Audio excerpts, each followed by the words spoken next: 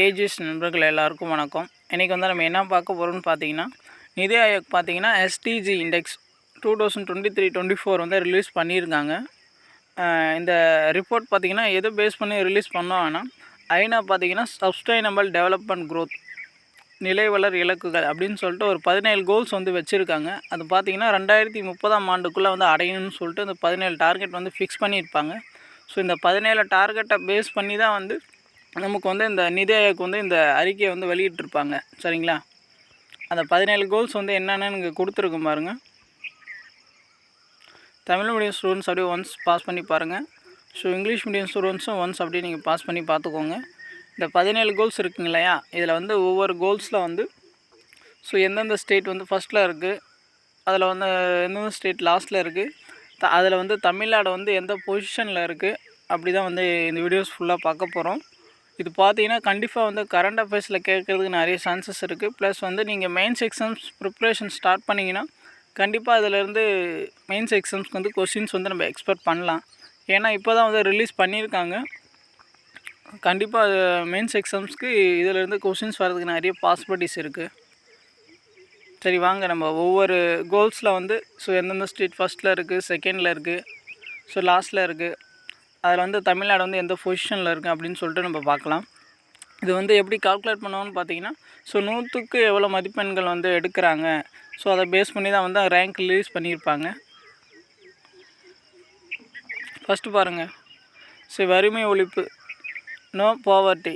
So இந்த தரவரிசையில் பாருங்கள், தேசிய சராசரி வந்து எவ்வளோ இருக்குதுன்னு பார்த்தீங்கன்னா, ஸோ 72, 100க்கு 72 தான் இருக்குது.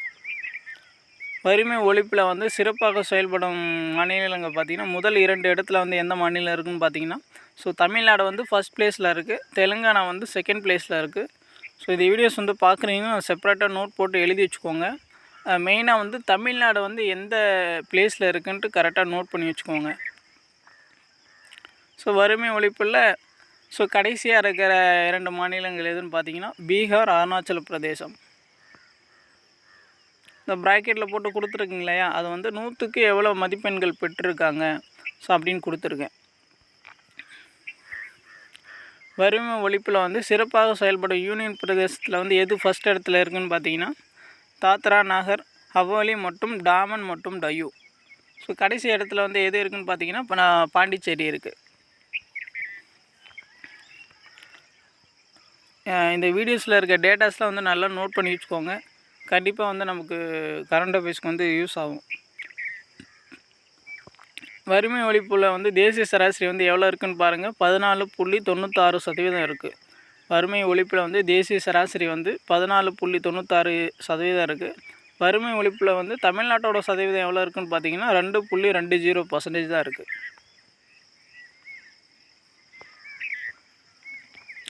நெக்ஸ்ட்டு கோல்ஸ் பாருங்கள், பசியின்மை போக்குதல் ஜீரோ ஹங்கர். இந்த தரவரிசையில் பாருங்கள், தேசிய சராசரி எவ்வளோ இருக்குதுன்னு பார்த்தீங்கன்னா, ஸோ 100க்கு 52 தான் இருக்குது.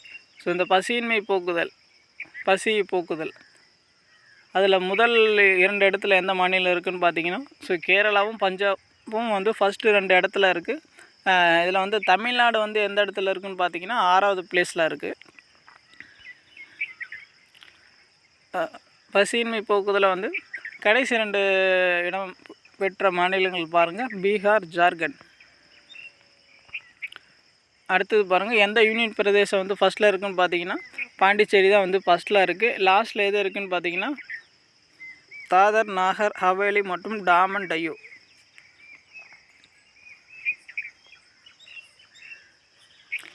அடுத்தது பாருங்கள், ஸோ 3வது கோல்ஸ் பாருங்கள், நலமான வாழ்வு மற்றும் ஆரோக்கியம் குட் ஹெல்த் அண்ட் வெல்பீயிங். இந்த தரவரிசையில் பாருங்கள், தேசிய சராசரி வந்து எவ்வளோ இருக்குதுன்னு பார்த்தீங்கன்னா, ஸோ 100க்கு 77 தான் இருக்குது. இதில் வந்து ஃபஸ்ட்டு 2 எந்த மாநிலம் இடம் பெற்றிருக்குன்னு பார்த்தீங்கன்னா, குஜராத் வந்து ஃபஸ்ட் ப்ளேஸில் இருக்குது. உத்தராகண்ட் அண்ட் மகாராஷ்டிரா பார்த்திங்கன்னா செகண்ட் ப்ளேஸில் இருக்குது. இதில் வந்து தமிழ்நாடு வந்து எந்த இடத்துல இருக்குதுன்னு பார்த்தீங்கன்னா 7th ப்ளேஸ், 7வது இடத்துல வந்து இருக்குது. இதில் வந்து கடைசி 2 இடத்துல இருக்க மாநிலங்கள் பார்த்திங்கன்னா சத்தீஸ்கரும் மத்திய பிரதேசம் வந்து கடைசி 2 இடத்துல இருக்குது. யூனியன் பிரதேசத்தில் வந்து எது ஃபஸ்ட் இடத்துல இருக்குதுன்னு பார்த்தீங்கன்னா டெல்லி வந்து ஃபஸ்ட் இடத்துல இருக்குது. யூனியன் பிரதேசத்தில் வந்து கடைசி இடத்துல வந்து பாண்டிச்சேரி இருக்குது. நீங்கள் அப்படியே ஒவ்வொரு கோல்ஸாக வந்து நீங்கள் லைனாக போட்டு இது மாதிரி கரெக்டாக எழுதி வச்சுக்கோங்க. இந்த பிடிஎஃப் வந்து நான் டெலகிராம் குரூப்பில் வந்து ஷேர் பண்ணுறேன். ஸோ யாருக்காச்சும் வேணும்னா நீங்கள் பிடிஎஃப் வந்து பார்த்துக்கலாம். டெலகிராம் லிங்க் வந்து நான் டிஸ்கிரிப்ஷனில் வந்து கொடுத்துட்றேன். ஸோ இப்போ தான் வந்து நம்ம சேனல் ஃபஸ்ட் டைம் பார்க்குறீங்கன்னா கொஞ்சம் சப்ஸ்கிரைப் பண்ணுங்கள், சப்போர்ட் பண்ணுங்கள், ஃப்ரெண்ட்ஸ்க்கும் வந்து ஷேர் பண்ணுங்கள்.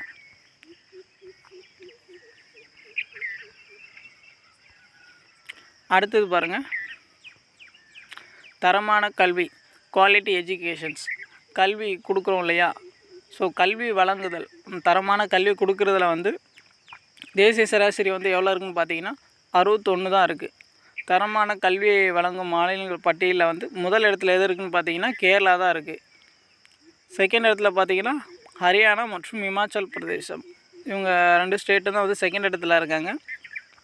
இதில் வந்து தரமான கல்வி வழங்குதல் வந்து தமிழ்நாடு வந்து எந்த பிளேஸில் இருக்குதுன்னு பார்த்தீங்கன்னா ஸோ 3வது பிளேஸில் இருக்குது.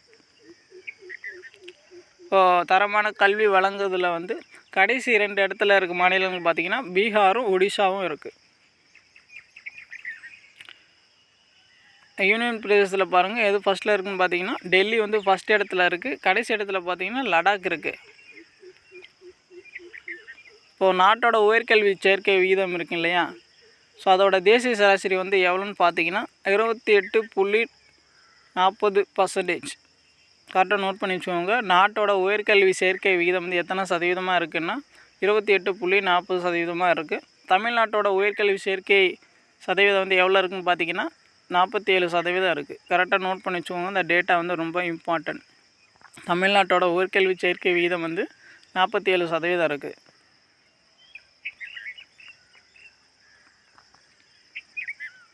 அடுத்தது பாருங்கள், பாலின சமத்துவம், ஜெண்டர் ஈக்குவாலிட்டி. இதில் பார்த்திங்கன்னா தேசிய சராசரி வந்து எவ்வளோ இருக்குதுன்னு பார்த்தீங்கன்னா ஸோ 149 தான் இருக்குது. ஸோ பாலின சமத்துவத்தில் வந்து ஜெண்டர் ஈக்குவாலிட்டினா ஸோ ஆண் பெண் சமம், எல்லோரையும் வந்து சமமாக பார்க்குறது. ஸோ அதில் வந்து எந்த மாநிலம் வந்து முதல் இடத்துல இருக்குதுன்னு பார்த்தீங்கன்னா ஸோ நாகாலாந்து வந்து ஃபஸ்ட் இடத்துல இருக்குது. மிசோரம் பார்த்திங்கன்னா 2வது இடத்துல இருக்குது. 10வது இடத்துல வந்து தான் நம்ம தமிழ்நாடு இருக்குது. சரிங்களா? 10வது இடத்துல வந்து நம்ம தமிழ்நாடு இருக்குது. ப்ளஸ் வந்து மகாராஷ்டிரா, இந்த 2 ஸ்டேட்டு தான் வந்து 10வது பிளேஸில் இருக்குது. இந்த பாலின சமத்துவத்தில் வந்து கடைசி 2 மாநிலம் எதுன்னு பார்த்தீங்கன்னா ஸோ ஒடிஷாவும் உத்தரப்பிரதேசமும் வந்து இருக்குது. பாலின சமத்துவத்தில் வந்து ஃபஸ்ட் இடம் படித்த யூனியன் பிரதேசம் எதுன்னு பார்த்தீங்கன்னா லட்சத்தீவு. ஸோ லாஸ்ட் இடத்துல வந்து எது இருக்குதுன்னு பார்த்தீங்கன்னா தாத்ரா நகர் ஹவேலி மற்றும் டாமன் டையூ. ஸோ இந்த டேட்டா வந்து நோட் பண்ணி வச்சுக்கோங்க. இப்போது தற்போது இந்தியாவில் பாலின விகிதம் வந்து எவ்வளோ இருக்குது அப்படின்னு கொடுத்துருக்காங்க. கரெக்டாக இதை நோட் பண்ணி வச்சுக்கோங்க. பார்த்திங்கன்னா ஸோ 1000 ஆண்களுக்கு 929 பெண்கள் இருக்காங்க. கரெக்டாக நோட் பண்ணி வச்சுக்கோங்க. தற்போது இந்தியாவோட பாலின விகிதம் வந்து எவ்வளோ இருக்குதுன்னு பார்த்தீங்கன்னா 929 பெண்கள் பார்த்திங்கன்னா 1000 ஆண்களுக்கு இருக்காங்க. ஸோ எவ்வளோ இலக்கை வச்சுருக்காங்கன்னு பார்த்தீங்கன்னா ஸோ 1000 ஆண்களுக்கு 950 பெண்கள் வந்து இருக்கணும் அப்படின்னு சொல்லிட்டு தான் அவங்க இலக்கை வச்சுருக்காங்க. இப்போது வந்து எவ்வளோ இருக்குன்னா 1000 ஆண்டுகளுக்கு 929 பெண்கள் அந்த ரேஞ்சில் தான் இருக்குது.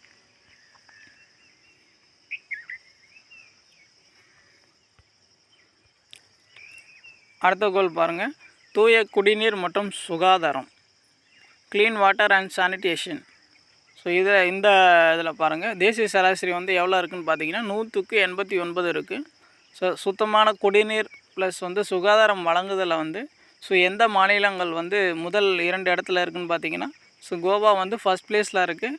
ஸோ இமாச்சல பிரதேசம் பார்த்திங்கன்னா ஸோ 2வது ப்ளேஸில் இருக்குது. இதில் வந்து தமிழ்நாடு, கர்நாடகா, தெலுங்கானா இந்த 3 ஸ்டேட்டும் பார்த்திங்கன்னா 9வது இடத்துல இருக்குது.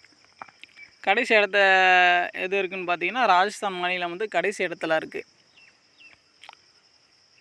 தூய குடிநீர் மற்றும் சுகாதாரத்தில் வந்து எந்த யூனியன் பிரதேசம் வந்து ஃபஸ்ட் இடத்துல இருக்குதுன்னு பார்த்தீங்கன்னா அந்தமான் நிக்கோபார் வந்து ஃபஸ்ட் இடத்துல இருக்குது. லாஸ்ட் இடத்துல எது இருக்குதுன்னு பார்த்தீங்கன்னா தாத்ரா நகர் ஹவாலி மற்றும் டாமன் டையூ, அதுதான் வந்து லாஸ்ட் இடத்துல இருக்குது.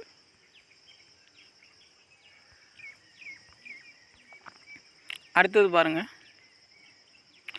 மலிவான தூய சக்தி, அஃபோர்டபுள் அண்ட் க்ளீன் எனர்ஜி. இதில் பார்த்தீங்கன்னா ஸோ தேசிய சராசரி எவ்வளோ இருக்குதுன்னு பார்த்தீங்கன்னா 196 இருக்குது. மலிவான தூய சக்தி வழங்குதல் வந்து தமிழ்நாடு வந்து ஃபஸ்ட் இடத்துல இருக்குது. ப்ளஸ் அது மட்டும் இல்லாமல் நிறைய கிட்டத்தட்ட ஒரு 19-20 ஸ்டேட் வந்து ஃபஸ்ட் இடத்துல இருக்குது. கடைசி 2 மாநிலங்கள் பார்த்திங்கன்னா நாகாலாந்து, மேகாலயா வந்து கடைசி 2 இடத்துல இருக்குது. ஸோ எந்த யூனியன் பிரதேசம் வந்து ஃபஸ்ட் இடத்துல இருக்குதுன்னு பார்த்தீங்கன்னா அந்தமான் நிக்கோபார் வந்து ஃபஸ்ட் இடத்துல இருக்குது. லாஸ்ட் இடத்துல வந்து தாத்ரா நகர் ஹவாலி மற்றும் டாமன் டையூ.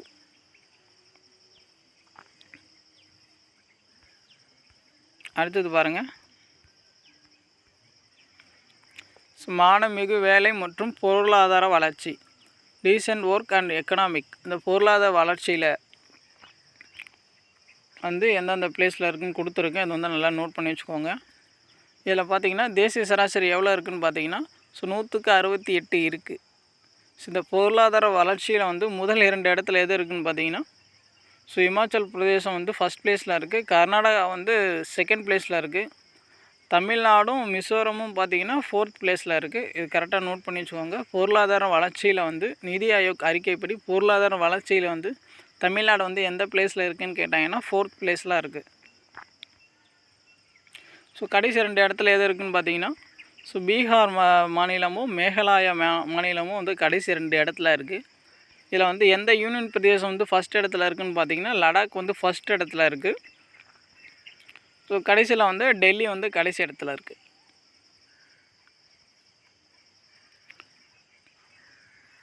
நாட்டோட ஜிடிபி வளர்ச்சியில் வந்து தேசிய சராசரி வந்து எவ்வளோ இருக்குதுன்னு கொடுத்துருக்காங்க பாருங்கள். 5.88%, 5.88% இருக்குது. கரெக்டாக நோட் பண்ணி வச்சுக்கோங்க. இந்த எக்கனாமிக் டேட்டாலாம் கரண்ட் அஃபேர்ஸில் வந்து நம்ம எக்ஸ்பெக்ட் பண்ணலாம். அதனால் எக்கனாமிக் டேட்டாலாம் வந்து நல்லா நோட் பண்ணி வச்சுக்கோங்க. நாட்டோட ஜிடிபி வளர்ச்சியில் வந்து தேசிய சராசரி வந்து எவ்வளோ இருக்குன்னா 5.88% இருக்குது. தமிழ்நாட்டோட ஜிடிபி வளர்ச்சி வந்து எவ்வளோ இருக்குதுன்னு பார்த்தீங்கன்னா 7.87% இருக்குது. கரெக்டாக நோட் பண்ணி வச்சுக்கோங்க. தமிழ்நாட்டோட டேட்டா வந்து ரொம்ப இம்பார்ட்டண்ட்டு. இப்போ தமிழ்நாட்டோட ஜிடிபி வளர்ச்சி வந்து நிதி ஆயோக் அறிக்கைப்படி எவ்வளோ இருக்குதுன்னு கேட்கலாம். 7.87%. ஸோ இந்தியாவில் வந்து இப்போ வேலைவாய்ப்பின்மை சதவீதம் எவ்வளோ இருக்குதுன்னு பார்த்தீங்கன்னா 3.40%. இது பார்த்திங்கன்னா எந்த ஏஜுக்கு இடைப்பட்டவங்களுக்கு பார்த்திங்கன்னா 15லேருந்து 59 வயசு வரைக்கும் இருக்காங்க இல்லையா. ஸோ அவங்கள வந்து எத்தனை சதவீதம் பேர் வந்து வேலை இல்லாமல் இருக்காங்கன்னு பார்த்தீங்கன்னா 3.40% வந்து வேலை இல்லாமல் இருக்காங்க அப்படின்னு சொல்லியிருக்காங்க. அடுத்தது பாருங்கள், ஒரு வீட்டில் குறைந்தபட்சம் ஒரு வங்கி கணக்கு வைத்திருப்பவர்கள் பார்த்திங்கன்னா இந்தியாவில் வந்து 95.70% பேர் வந்து வச்சுருக்காங்க. ஒரு வீட்டில் குறைஞ்சபட்சம் ஒரு ஆளாச்சும் பேங்க் அக்கௌண்ட் வச்சுருக்காங்க அப்படின்னு சொல்லியிருக்காங்க. எவ்வளோன்னு பார்த்தீங்கன்னா இந்திய அளவில் வந்து 95.70% வீட்டில் வந்து வச்சுருக்காங்க. அடுத்தது பாருங்கள், 1,00,000 மக்களுக்கு 12 வங்கி கிளை அந்த விகிதத்தில் வந்து இருக்குது. அது வந்து கரெக்டாக நோட் பண்ணி வச்சுக்கோங்க. 1,00,000 மக்களுக்கு 12 வங்கி கிளை அந்த விகிதத்தில் இருக்குது. அப்புறம் பார்த்திங்கன்னா 1,00,000 மக்களுக்கு 18 ஏடிஎம் அந்த விகிதத்தில் வந்து இருக்குது. கரெக்டாக நோட் பண்ணி வச்சுக்கோங்க. அடுத்தது பாருங்கள், இதுவும் நான் நல்லா நோட் பண்ணி வச்சுக்கோங்க. பிரதான் மந்திரி ஜன்தன் யோஜனா திட்டத்தின் கீழே வந்து பெண்களை வந்து எத்தனை சதவீதம் வந்து வங்கி கணக்கு வைத்திருக்காங்க அப்படின்னு கேட்கலாம். 55.63% வந்து வச்சுருக்காங்க. கரெக்டாக நோட் பண்ணி வச்சுக்கோங்க. அடுத்தது பாருங்கள், தொழில் புதுமனை உட்கட்டமைப்பு industry innovation and infrastructure. So இதில் பார்த்தீங்கன்னா தேசிய சராசரி வந்து எவ்வளோ இருக்குதுன்னு பார்த்தீங்கன்னா 100க்கு 61 தான் இருக்குது. அந்த தொழில் புதுமனை உட்கட்டமைப்பு இண்டஸ்ட்ரி அண்ட் இன்னோவேஷன் இன்ஃப்ராஸ்ட்ரக்சர் இதில் அப்படின்னா என்னன்னா இப்போது நகரமயமாதல் இருக்குங்க இல்லையா. ஸோ அதை தான் வந்து சொல்லியிருக்காங்க. இதில் வந்து முதல் 2 இடத்துல எது இருக்குதுன்னு பார்த்தீங்கன்னா கோவா வந்து ஃபஸ்ட் பிளேஸில் இருக்குது, ஹரியானா வந்து செகண்ட் பிளேஸில் இருக்குது. இதில் வந்து தமிழ்நாடு வந்து எந்த பிளேஸில் இருக்குதுன்னு பார்த்தீங்கன்னா 4வது இடத்துல இருக்குது. ஸோ கடைசி 2 இடத்துல வந்து எந்த ஸ்டேட் இருக்குதுன்னு பார்த்தீங்கன்னா அருணாச்சல் பிரதேசம் திரிபுராவும் இருக்குது. ஸோ எந்த யூனியன் பிரதேசம் வந்து ஃபஸ்ட் இடத்துல இருக்குதுன்னு பார்த்தீங்கன்னா புதுச்சேரி வந்து ஃபஸ்ட் இடத்துல இருக்குது. ஸோ லாஸ்ட் இடத்துல பார்த்தீங்கன்னா லடாக் இருக்குது. அடுத்தது பாருங்கள், இந்த டேட்டா ரொம்ப இம்பார்ட்டன்ட், நோட் பண்ணி வச்சுக்கோங்க. இந்தியாவில் சேவைத்துறையின் பங்களிப்பு வந்து எத்தனை சதவீதமாக இருக்குதுன்னு பார்த்தீங்கன்னா 54.18% இருக்குது. இந்தியாவில் வந்து சேவைத்துறையின் பங்களிப்பு வந்து எவ்வளோ இருக்குன்னா 54.18% இருக்குது. ஸோ இந்தியாவில் வந்து சேவைத்துறையில் வந்து எத்தனை சதவீதம் பேர் வந்து வேலை செய்கிறாங்கன்னு பார்த்தீங்கன்னா, ஸோ 27.75% பேர் வந்து வேலை செய்கிறாங்க. இந்த டேட்டாவும் நோட் பண்ணி வச்சுக்கோங்க. இப்போ இந்தியாவில் வந்து தொழில்துறையில் வந்து எத்தனை சதவீதம் பேர் வந்து வேலை செய்கிறாங்கன்னு பார்த்தீங்கன்னா 11.42% வந்து வேலை செய்கிறாங்க. அடுத்து டேட்டா கொடுத்துருக்கு பாருங்க. குளோபல் இன்னோவேஷன் இண்டெக்ஸ், இதில் வந்து இந்தியா வந்து எந்த பிளேஸில் இருக்குதுன்னு பார்த்தீங்கன்னா 46வது இடத்துல இருக்குது. குளோபல் இன்னோவேஷன் இண்டெக்ஸில் வந்து இந்தியா வந்து 46வது இடத்துல இருக்குது. குளோபல் இன்னோவேஷன் இண்டெக்ஸ்னால் உலகளாவிய புத்தாக்க குறியீட்டு. புதுசாக வந்து நம்ம கண்டுபிடிக்கிறோம் இல்லையா, ஸோ அந்த அதில் வந்து அதில் வந்து இந்தியா வந்து 46வது இடத்துல இருக்குது. அடுத்தது பாருங்கள், ஏற்றத்தாழ்வு களைதல். இந்த கோல்ஸ் பாருங்கள், ஏற்றத்தாழ்வு களைதல், ரெடியூஸ் இன்இக்வாலிட்டி. ஸோ இதில் பார்த்திங்கன்னா தேசிய சராசரி வந்து எவ்வளோ இருக்குதுன்னு பார்த்தீங்கன்னா 165 இருக்குது. இதில் வந்து முதல் 2 மாநிலங்கள் எதுன்னு பார்த்தோன்னா, ஸோ கோவா வந்து ஃபஸ்ட் ப்ளேஸில் இருக்குது. ஸோ இமாச்சல் பிரதேசம், சிக்கிம் பார்த்திங்கன்னா செகண்ட் ப்ளேஸில் இருக்குது. தமிழ்நாடு பார்த்திங்கன்னா இதில் வந்து 5வது இடத்துல இருக்குது. கடைசி 2 மாநிலங்கள் எதுன்னு பார்த்தோன்னா, ஸோ மிசோரமும் ராஜஸ்தானும் வந்து கடைசி 2 ப்ளேஸில் இருக்குது. ஸோ யூனியன் பிரதேசில் வந்து எது ஃபஸ்ட்டில் இருக்குதுன்னு பார்த்தீங்கன்னா புதுச்சேரி வந்து ஃபஸ்ட்டில் இருக்குது. ஸோ லாஸ்ட்டில் வந்து எது இருக்குதுன்னு பார்த்தீங்கன்னா லடாக் இருக்குது. இந்த டேட்டாவும் ரொம்ப இம்பார்ட்டன்ட், கரெக்டாக நோட் பண்ணி வச்சுக்கோங்க. இப்போ பஞ்சாயத்து ராஜ் அமைப்பில் வந்து இப்போது இந்திய அளவில் வந்து ஸோ மகளிர் வந்து எத்தனை சதவீதம் பேர் வந்து இப்போ பஞ்சாயத்து ராஜ் அமைப்பில் இருக்காங்க அப்படின்னு கொடுத்துருக்காங்க. 45.61% வந்து இருக்காங்க. பஞ்சாயத்து ராஜ் அமைப்புனா என்னென்னா, இப்போது ஊராட்சிகளாக இருக்குங்க இல்லையா, ஸோ அந்த ஊராட்சியில் வந்து ஸோ எத்தனை சதவீதம் பெண்கள் வந்து அதில் வந்து ஊராட்சி அமைப்பில் வந்து இருக்காங்க, ஸோ ஒர்க் பண்ணிகிட்டு இருக்காங்க அப்படின்ற டேட்டா கொடுத்துருக்காங்க. 45.61%. இது வந்து தேசிய அளவில் வந்து சராசரி ஆவரேஜ் தான். இப்போ பஞ்சாயத்து ராஜில் வந்து தமிழ்நாட்டில் வந்து எத்தனை சதவீதம் மகளிர் இருக்காங்கன்னா, ஸோ 52.99% வந்து இருக்காங்க. பஞ்சாயத்து ராஜில் வந்து தமிழ்நாட்டில் வந்து எவ்வளோ இருக்காங்கன்னு பார்த்துக்கோங்க. 52.99% மகளிர் இருக்காங்க. இப்போ எஸ்சி எஸ்டிக்கு வந்து மாநில சட்டசபையில் எத்தனை சதவீதம் இடங்கள் வந்து கொடுக்கப்படுதுன்னு பார்த்தீங்கன்னா, ஸோ 19.66% இடங்கள் கொடுத்துருக்காங்க அப்படின்னு சொல்லியிருக்காங்க. இப்போ நம்ம மாநில சட்டசபையில் வந்து 19.66% வந்து கொடுத்துருக்கோம். எஸ்சி எஸ்டி சட்டசபையில் வந்து தேசிய அளவில் வந்து எவ்வளோ ஆவரேஜாக இருக்குதுன்னு பார்த்தீங்கன்னா, ஸோ 28.57% தான் இருக்குது. கரெக்டாக நோட் பண்ணி வச்சுக்கோங்க. இந்த டேட்டா வந்து ரொம்ப இம்பார்ட்டன்ட். அடுத்தது பாருங்கள், நிலை வளர் சமூகங்கள், சஸ்டைனபிள் சிட்டிஸ் அண்ட் கம்யூனிட்டிஸ். இதில் பார்த்தீங்கன்னா தேசிய சராசரி வந்து எவ்வளோ இருக்குதுன்னு பார்த்தீங்கன்னா 183 இருக்குது. இதில் வந்து நிலை வளர் சமூகங்கள் இந்த பட்டியலில் வந்து எது ஃபஸ்ட் இடத்துல இருக்குதுன்னு பார்த்தீங்கன்னா மகாராஷ்டிரா வந்து ஃபஸ்ட் இடத்துல இருக்குது. குஜராத் பார்த்திங்கன்னா செகண்ட் இடத்துல இருக்குது. இதில் வந்து தமிழ்நாடு பார்த்திங்கன்னா எந்த பிளேஸில் இருக்குதுன்னு பார்த்தீங்கன்னா 10வது இடத்துல இருக்குது. கடைசி 2 மாநிலங்களில் பார்த்திங்கன்னா ஸோ நாகாலாந்தும் மேகாலயும் வந்து லாஸ்ட் 2 இடத்துல இருக்குது. இதில் வந்து ஃபஸ்ட் இடத்துல இருக்குது யூனியன் பிரதேசம் எதுன்னு பார்த்தீங்கன்னா சண்டிகர் வந்து ஃபஸ்ட் ப்ளேஸில் இருக்குது. ஸோ எது லாஸ்ட்டாக இருக்குதுன்னு பார்த்தீங்கன்னா லடாக் வந்து லாஸ்ட் இடத்துல இருக்குது. அடுத்தது பாருங்கள், 0.9% நகர்ப்புற மக்கள் வந்து குடிசை பகுதிகளில் வாழ்கிறாங்க அப்படின்னு சொல்லியிருக்காங்க. 0.9% நகர்ப்புற மக்கள் வந்து குடிசை பகுதியில் தான் வாழ்கிறாங்க அப்படின்னு சொல்லியிருக்காங்க.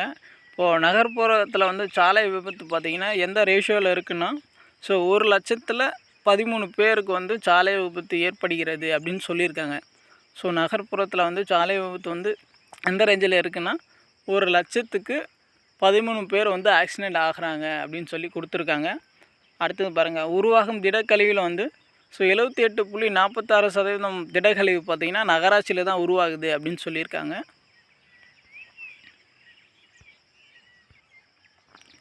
அடுத்த கோல் பாருங்கள், பொறுப்பான தயாரிப்பும் பயன்பாடும், responsible consumption and productions. So இந்த பட்டியலில் பாருங்கள் தேசிய சராசரி வந்து எவ்வளோ இருக்குதுன்னு பார்த்தீங்கன்னா 172 இருக்குது. இதில் வந்து முதல் 2 மாநிலங்கள் எதுன்னு பார்த்தோங்கன்னா திரிபுராவும் சத்தீஸ்கரும் முதல் 2 இடத்துல இருக்குது. இதில் வந்து தமிழ்நாடு வந்து எந்த பிளேஸில் இருக்குதுன்னு பார்த்தீங்கன்னா 10வது பிளேஸில் இருக்குது. ஸோ கடைசி 2 மாநிலங்கள் எதுன்னு பார்த்தோம்னா கோவா, கேரளா லாஸ்ட் 2 இடத்துல இருக்குது. இதில் வந்து எந்த யூனியன் பிரதேசம் வந்து ஃபஸ்ட் இடத்துல இருக்குதுன்னு பார்த்தீங்கன்னா ஜம்மு காஷ்மீர் வந்து ஃபஸ்ட் பிளேஸில் இருக்குது. லாஸ்ட் இடத்துல எது இருக்குதுன்னு பார்த்தீங்கன்னா டெல்லி வந்து லாஸ்ட் இடத்துல இருக்குது. ஆண்டுக்கு பார்த்தீங்கன்னா 3.04 டன் பிளாஸ்டிக் கழிவுகளை வந்து 1000 நபர்கள் வந்து உருவாக்குகின்றன அப்படின்னு கொடுத்துருக்காங்க. இப்போ 1000 பேரே ஒரு ஆண்டுக்கு பார்த்தீங்கன்னா 3.04 டன் பிளாஸ்டிக் வந்து உருவாக்குறாங்க அப்படின்னு சொல்லியிருக்காங்க. அடுத்தது பாருங்கள், சுற்றுச்சூழல் செயல்பாடு கிளைமேட் ஆக்ஷன். இந்த தரவரிசையில் பாருங்கள், சுற்றுச்சூழல் செயல்பாடு நம்ம சுற்றுச்சூழலில் வந்து பாதுகாக்கிறது. அந்த தரவரிசை தேசிய சராசரி பார்த்திங்கன்னா எவ்வளோ இருக்குதுன்னு பார்த்தீங்கன்னா 100க்கு 67 இருக்குது. இதில் வந்து சிறப்பாக செயல்படும் மாநிலங்களை பார்த்திங்கன்னா முதல் 2 இடத்துல எது இருக்குதுன்னு பார்த்தீங்கன்னா ஃபஸ்ட் பிளேஸில் பார்த்திங்கன்னா தமிழ்நாடும் சிக்கிமும் வந்து ஃபஸ்ட் பிளேஸில் இருக்குது. கேரளாவும் மேகாலயாவும் பார்த்திங்கன்னா செகண்ட் பிளேஸில் இருக்குது. லாஸ்ட் 2 இடத்துல எது இருக்குதுன்னு பார்த்தீங்கன்னா ஜார்க்கண்டும் பீகாரும் வந்து லாஸ்ட் 2 இடத்துல இருக்குது. இதில் வந்து எந்த யூனியன் பிரதேசம் வந்து ஃபஸ்ட் இடத்துல இருக்குதுன்னு பார்த்தீங்கன்னா சண்டிகர் வந்து ஃபஸ்ட் பிளேஸில் இருக்குது. லாஸ்ட் பிளேஸில் வந்து எது இருக்குதுன்னு பார்த்தீங்கன்னா லட்சத்தீவு இருக்குது. அடுத்தது பாருங்கள், புதுப்பிக்கக்கூடிய ஆற்றல் மூலம் வந்து எத்தனை சதவீதம் வந்து மின்சாரம் வந்து பெறப்படுகிறதுன்னு டேட்டா கொடுத்துருக்காங்க. 43.28% வந்து கொடுத்துருக்காங்க. நோட் பண்ணி வச்சுக்கோங்க. புதுப்பிக்கக்கூடிய ஆற்றல் மூலம் வந்து எத்தனை சதவீதம் மின்சாரம் வந்து பெறப்படுகிறதுன்னா 43.28% மின்சாரம் வந்து கன்சியூம் பண்ணுறாங்க. இப்போ பார்த்தீங்கன்னா காற்று மாசுபாடுகளால் வந்து எவ்வளோ பேர் பாதிக்கப்படுகிறாருன்னு கொடுத்துருக்காங்க பாருங்கள். 1,00,000க்கு 3,649 பேர் வந்து காற்று மாசுபாடால் பாதிக்கப்படுகின்றனர் அப்படின்னு சொல்லிட்டு கொடுத்துருக்காங்க.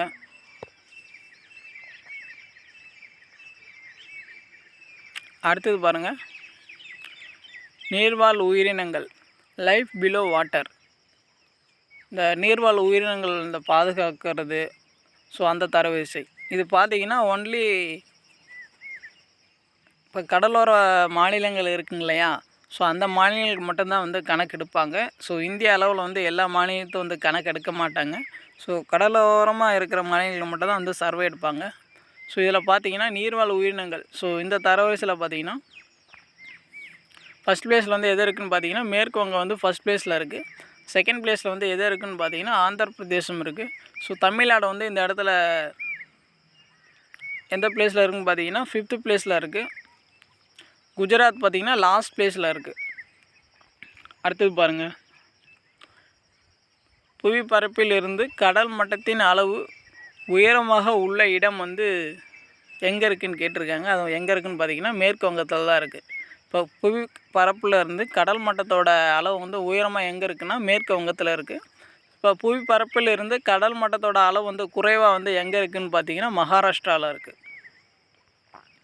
அடுத்தது பாருங்கள், இப்போ கடல் நீரோட அமிலத்தன்மை வந்து எங்கே அதிகமாக இருக்குது அப்படின்னு கொடுத்துருக்காங்க பாருங்கள். கேரளாவில் தான் வந்து அதிகமாக இருக்குது. கடல் நீரோட அமிலத்தன்மை pH லெவல் வந்து எங்கே அதிகமாக இருக்குதுன்னு பார்த்தீங்கன்னா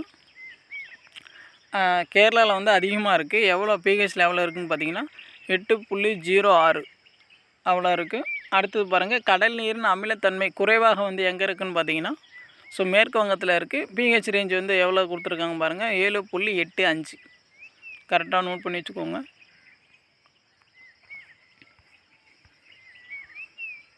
அடுத்தது பாருங்கள்,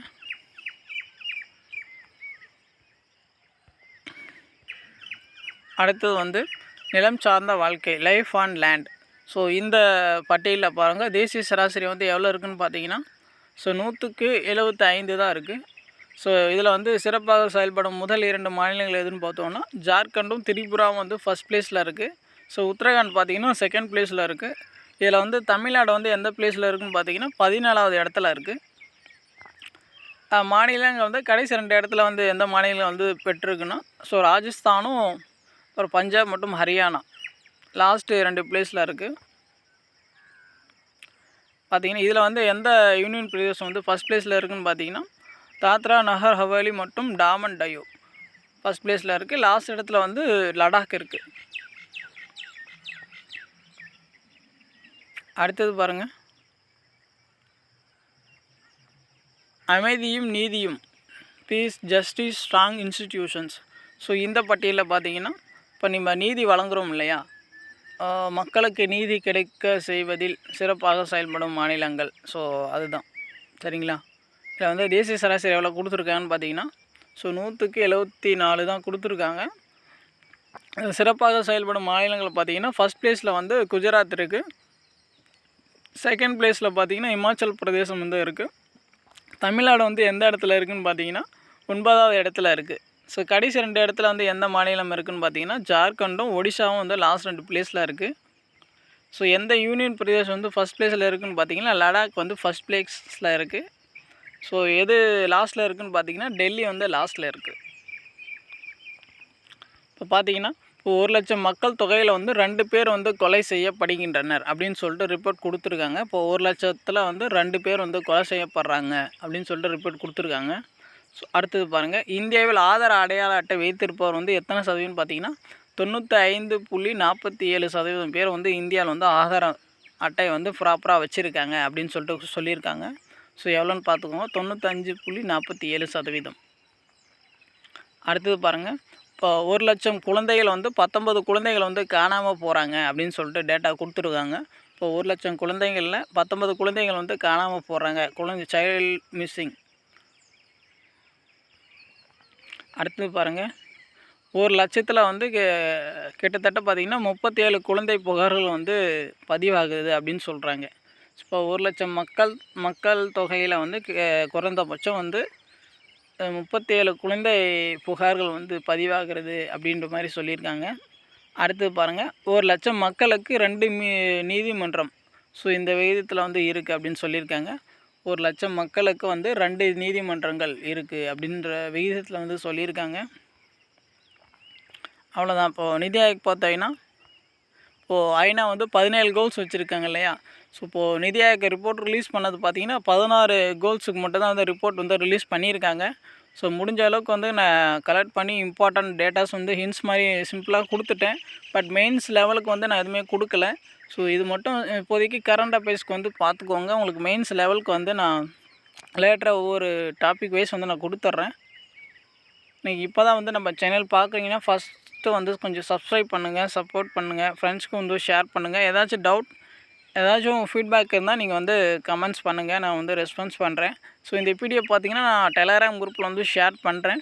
ஸோ யாருக்காச்சும் வேணும்னா டிஸ்கிரிப்ஷனில் வந்து டெலகிராம் லிங்க் இருக்கும், நீங்கள் கிளிக் பண்ணி ஜாயின் பண்ணிக்கோங்க. தேங்க்யூ.